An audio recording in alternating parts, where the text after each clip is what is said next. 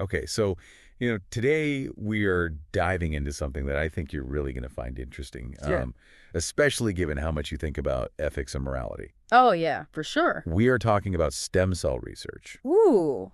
Yeah. the ethics of it Yeah, all. the ethics, that's a big one. It's huge, right? Biology and morality just really, really clashing. Yeah, it's really like the cutting edge of where we are right now. Exactly. So, we are going to be looking specifically at human embryonic stem cell research. And we are using as our main source here the Stanford Encyclopedia of Philosophy's entry on the ethics of stem cell research. Oh, fantastic source. Very comprehensive, very thorough. It's a really good one. Yeah, really Yeah, gets yeah. into it. You probably heard about human embryonic stem cells, or HESCs. Oh, yes, of They're course. really remarkable. They are. They're incredible. I mean, the fact that they can just keep reproducing themselves and they can become any cell in the body. It's mind-blowing, right? Yeah, it's huge. I mean, think of all the diseases and injuries that we could treat with this. Parkinson's, spinal cord injuries, Right, diabetes. exactly, things that we've just been struggling with for so long. Right, potentially revolutionary stuff. It is, but that's where the ethics come in, right? I mean, this is where it gets complicated. It does. It Wow. really does, because to get these HESCs, we have to extract them from an embryo, and that's about 5 days into development. Right. Very early stage. Yeah, super tiny. Like a little cluster of cells. Yeah, a couple hundred total, and only like 30 to 34 of them are actually the cells we want. The inner cell mass. Yeah, and to get them means the embryo won't develop any further, and that's where the big ethical question comes in. Yeah, how do we balance that potential to maybe alleviate suffering with the question of what is the status of that embryo? Exactly. So the encyclopedia lays out this central conflict, and it's something I know you've thought about a lot. Definitely, it's a question that keeps coming up for me. Right. So how do we weigh this potential to help people with the moral status of these embryos that are so early in development? It's a tough one. And I mean, the main argument against doing this research is pretty straightforward, at least on the surface. Okay. It's basically saying, look, it's wrong to end the life of an innocent human being. And a human embryo is an innocent human being. So destroying it for research is wrong. Okay, so it seems pretty simple, right? Like a classic syllogism. Yeah, but as philosophers, we know it's not that simple.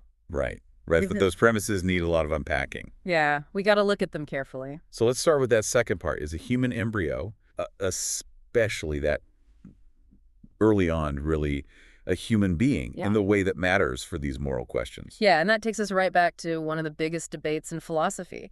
When does human life begin? Right, exactly. A huge question. And the encyclopedia talks about this standard view, which is often the view of people who oppose HESC research.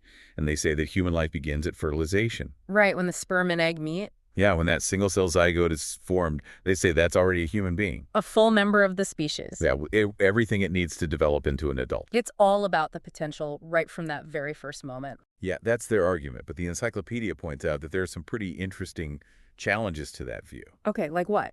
Well, for example, you have monozygotic twinning. Oh, yeah, where one zygote splits into two embryos. Right, and that can happen up to 2 weeks after fertilization. So if that original zygote can become two separate people, what does that mean for its identity? Right, like if that first zygote is A and it splits into twin B and twin C, are they all the same? Yeah, that's tough because identity is supposed to be transitive. Like, if A equals B and A equals C, then B has to equal C. Exactly, so twinning throws a wrench in that. It does. It makes you question, what was that original zygote really? And people who support the standard view have come up with responses to that. Oh, really? How do they deal with that? Well, they might say that just because something can divide doesn't mean it wasn't a single entity before that. Like, we could lose a limb, but that doesn't mean we weren't a whole person before. Exactly. So they say that potential to split doesn't change what it was at the beginning. Okay, but it's still tricky. It is. And the encyclopedia also points out that this idea that the zygote is immediately a person faces challenges from another direction, too. Okay, what's that? Well, some people argue that that early embryo isn't really organized enough yet to be considered a single organism. What do they mean by organized? Well, they say that a real organism has a lot of complex, coordinated functions. Working together. Exactly. And they say the early embryo just doesn't have that yet. So they're saying it's more like a bunch of similar cells? Right. And they point to the development of the primitive streak, which happens around day 14 or 16. Okay, what happens then? That's when you start to see real cell differentiation Ah. and the body axis forming. So that's when they think it becomes a true organism. Yeah, so they would say that destroying a blastocyst at 5 days isn't the same as ending a human life because it's not a unified individual yet. It's interesting that they're using biological evidence to support their argument. Yeah, the encyclopedia mentions that there is evidence of communication between cells even at that early stage. Oh, really? Like what? Well, the cells differentiate into the trophoblast and the inner cell mass, and that takes some level of organization. So there is some coordination going on. Yeah, but the encyclopedia points out that the question of how much coordination is enough to call it an organism, that's not really a scientific question. Yeah, that gets into metaphysics. Exactly. Like, what does it really mean to be an individual? Right. That's a big one. So even if we say, okay, for the sake of argument, let's say that a 5-day-old embryo is biologically a human being. Does that automatically mean it has the same moral status as you or me? Yeah, does it have that full right to life like we usually say adult humans do? Exactly. And that's where we move from the question of what is an embryo to the question of what moral weight do we give it. Right. It's not just about what it is, but what we should do. And the encyclopedia brings up the point that just belonging to a species might not be the only thing that matters for moral status. I mean, that makes sense. Like, what if we encounter intelligent aliens or there are animals on Earth that are super intelligent? Do they deserve moral consideration even if they're not human? Right. So maybe there's something more than just species membership. Yeah, some people argue that it's really about higher order mental capacities like the ability to reason, self-awareness, agency, things like that. So those are the things that give us a right to life. That's the argument. But then what about babies? Yeah, babies don't have those capacities fully developed. Right? And some animals might even be more cognitively advanced than a newborn. So does that mean it's okay to, harm babies? That's a really tough question. And some philosophers have argued that maybe in extreme cases, infanticide could be justified. Whoa, that's a really controversial position. It is. Most people find it abhorrent, but it shows the logical conclusion of that argument. So how do we reconcile that with our sense that babies should be protected? Well, some people try to make a distinction between capacities that are fully developed and those that are just potential. Okay, so babies have the potential to develop those higher order capacities. Yeah, and they say that potential exists from the embryo stage onward. So it's like a developing rational nature. But the encyclopedia points out that relying on potential is tricky too. Yeah, like just because something could become something else doesn't mean it has the same value right now. Right, like an acorn can become an oak tree, but we don't treat them the same way. Or think about skin cells or even HESCs themselves. They could potentially become a person if we cloned them. Does that mean we can't do anything with them? That seems a little extreme. It does. So some philosophers try to say that embryos have a special kind of potential. Oh, okay, like what? They call it an active disposition or an intrinsic power to develop. And that's different from skin cells, how They say that embryos can develop on their own without a lot of intervention. they have that drive already built in. But the encyclopedia pushes back on that too. In what way? Well, even an embryo needs the right environment to develop. It needs to implant in a uterus. It needs nourishment. And IVF embryos need help getting into the uterus in the first place. Right. So that line between active disposition and needing external help, it gets blurry. Yeah, it's not so clear cut. And then there's this whole other argument that says embryos have intrinsic value regardless of their potential. Just because they're human life. Yeah, the philosopher Ronald Dworkin talked about this. He said, all human life deserves respect. Okay, but even if you agree with that idea, there's still debate about what that means practically. Right, like how much respect is due and what does that mean for using embryos? Some people say any destruction is wrong no matter what. And others say we have to balance the potential benefits with the harm to the embryo. Yeah, and some people point out that we use adult stem cells, which aren't as ethically controversial. Right, so there are a lot of different views even within that idea of intrinsic value. Makes sense. And this brings up another point the encyclopedia makes, and it's something I think philosophers will find interesting. What's that? Well, it seems like a lot of people who are against HESC research aren't as concerned about the embryos that get discarded from IVF. Oh, yeah, that's a lot of embryos. Millions, right? Yeah. So if those embryos are so morally important, shouldn't we be more worried about them being thrown away? Yeah, that's a challenge to the consistency of that argument. It is. It makes you think maybe the issue isn't just the embryo itself, but the context of research. Makes you wonder what the real concern is. Okay, so let's talk about a specific situation.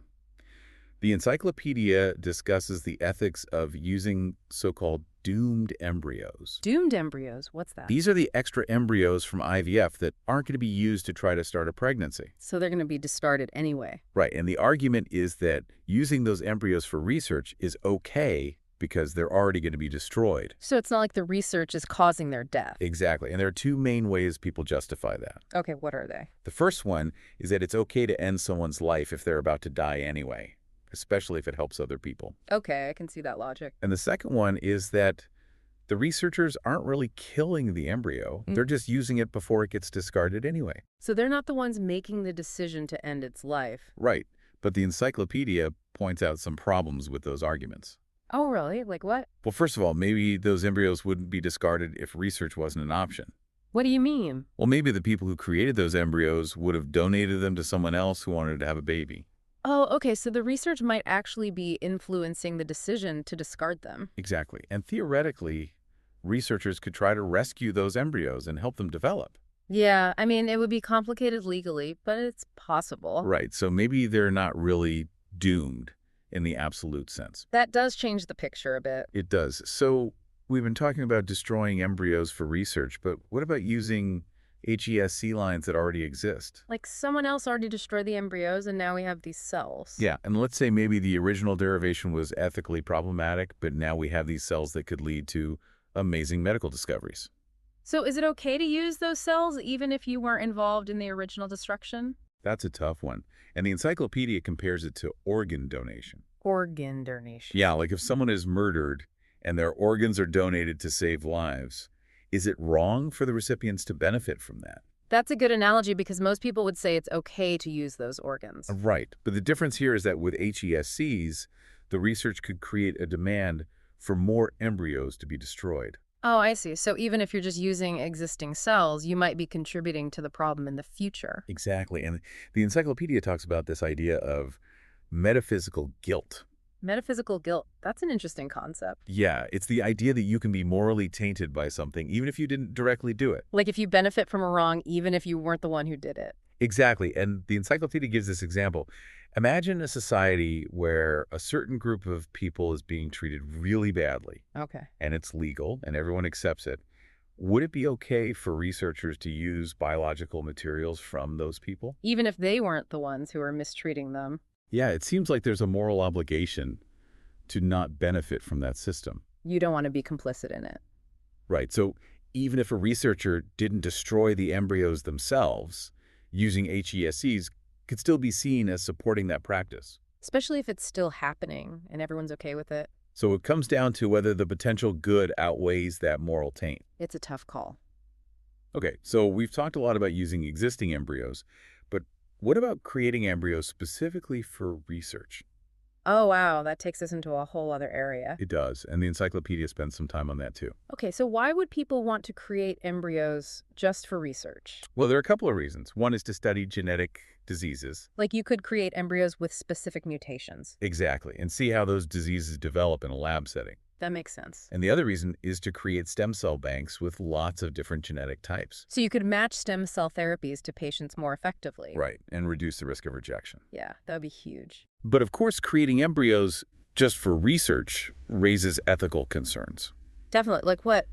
Well, research cloning brings up worries about reproductive cloning. Like what if someone tries to make a baby that way? Yeah, and there are ethical questions about egg donation too. Right, and creating stem cell banks raises issues of access and equity. Exactly. But there's also this more fundamental objection to creating embryos for non-reproductive purposes. Yeah, that seems different than using leftover IVF embryos. It does, and the encyclopedia outlines two main arguments against it. Okay.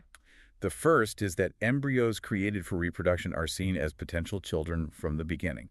So they have a different status than embryos created just for research? Right, they're not just tools. And the second argument is that the destruction of IVF embryos is kind of an accident. Like it's foreseeable but not the goal. But with research embryos, their destruction is the whole point. Exactly, but the encyclopedia points out that those arguments aren't perfect either. Well, they use this thought experiment. Imagine there's a lottery, and some of the research embryos get a chance to be implanted. Oh, interesting. So some of them could actually become babies. Yeah, but a lot of people who oppose embryo research would still be against creating them in the first place, even with that lottery. So maybe the potential child argument isn't the only thing that matters? Right. And as for the second argument, the encyclopedia says that discarding IVF embryos isn't really an accident. How so? Which usually presented as an option to patients, and they choose it. So they're intentionally ending those embryos' lives. Exactly. So the line between intended and foreseen destruction gets blurry there, too. Yeah, it's not as clear-cut as people make it seem. Okay, this is already a lot to think about, but stem cell research keeps advancing. Oh man, it's like every day there's something new. And the encyclopedia goes into some really cutting-edge stuff that brings up even more ethical questions. Like what? Well, one thing is creating gametes from stem cells. Gametes, you mean like sperm and eggs? Yeah, making them in the lab. That's wild. What would be the point of doing that? Well, for one thing, it could help us understand infertility better. Oh, okay, so we could study how those cells develop. Exactly. And it could lead to new treatments for infertility. So people could have biological children who wouldn't be able to otherwise. Right. And it could reduce the need for egg donors, which is a whole other ethical issue. Yeah, but making sperm and eggs in a lab, that brings up some big questions. It does. For example, to prove that those lab-grown gametes work, you'd have to use them to create embryos. And then what happens to those embryos? That's the big question, at least in the early stages of the research. Those embryos would probably be destroyed. So we're back to those same ethical dilemmas about embryo destruction. Yeah, and even if they weren't destroyed right away, we're still creating life for the purpose of research. Which is a whole other ethical issue. And there's another possibility that the encyclopedia raises. Imagine we can easily make lots of human eggs in the lab. Okay. That opens the door to doing a lot more genetic testing on embryos. Like before they're implanted. Yeah, and not just for serious diseases, but for other traits too. Like what kind of traits? Well, things like intelligence, athletic ability, appearance. Oh, wow. That's getting into designer baby territory. It is, and that raises questions about whether we're devaluing people who don't have those traits. Yeah, like are we saying that some lives are better than others? And what about the idea that life is a gift and we shouldn't be designing our children? Right. And what about the potential for inequality if only wealthy people can access these technologies? So even though this technology is still being developed, it's something we need to be thinking about now. Definitely. It has huge implications. Okay, so the encyclopedia also talks about some really cutting-edge stuff. Organoids, gastruloids, and synthetic embryos. Those sound pretty sci-fi. These are structures created from stem cells that mimic parts of embryos, or even whole embryos. Whoa, so we're basically making embryo-like things in the lab. Yeah, and it raises all sorts of ethical questions. Like what? Well, cerebral organoids, for example, these are clumps of cells that resemble parts of the brain. Could they actually think or feel? That's a really big question, and it's hard to know how we would even assess that. Yeah, how can you tell if something without a body is conscious? Right, it's mind-blowing. And then there are gastruloids and synthetic embryos. How are those different from regular embryos? Well, they might not be able to develop into a fetus. But they still resemble embryos to some degree. Yeah, and the big question is how similar are they really, and does that similarity matter morally? Like, if they're not really embryos, are we as worried about using them in research? That's the debate. And some people focus on this idea of active disposition. That intrinsic drive to develop that we talked about before. Right. If these lab-created structures don't have that drive, maybe they're not as morally significant. So the ethical concerns would be less serious. Okay, we have covered a lot of ground here. We have. This is a dense topic. It is. We've gone from the beginning of human life to the moral status of embryos, to designer babies, to lab-grown brains. Yeah, we've been all over the ethical map. And the central tension keeps coming back to this question of when does a human life really begin and what makes it morally valuable? And how do we balance potential benefits with potential harms? Right. And how do we avoid being complicit in something we think is wrong? And how do we keep up with all these crazy new scientific advances? So after this deep dive, I'm curious, what are your thoughts now? What are the biggest sticking points in this debate for you? I think the biggest one is still that question of when does moral status begin and what are the criteria for it? Yeah. That seems to underlie everything else. It does, and it's not an easy question to answer. And how do we deal with all this new technology in a way that's ethical? It's a challenge, but we have to keep talking about it and thinking about it. Exactly. And if you're interested in exploring this more deeply, definitely check out that Stanford Encyclopedia of Philosophy entry. It's a great resource. It is. And thanks for joining us for this deep dive. It's been a fascinating conversation. I agree. Thanks for being here. Anytime.